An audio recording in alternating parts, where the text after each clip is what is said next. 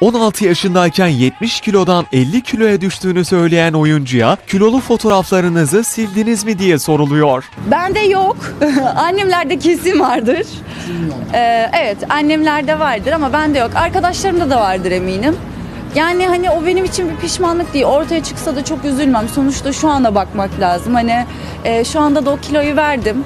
Yani o dönemde evet çok büyük bir kilo aldım. Hem ergenlikten dolayı hem de bazı geçirdiğim operasyonlardan işte ameliyat oldum. Ardından ayağımı sakatladım falan gibi durumlar olmuştu. Çok kilo aldım. Ergenliğin de vermiş olduğu etki. Yemeği sevdiğime karar verdim. Şimdi sevmediğime karar verdim.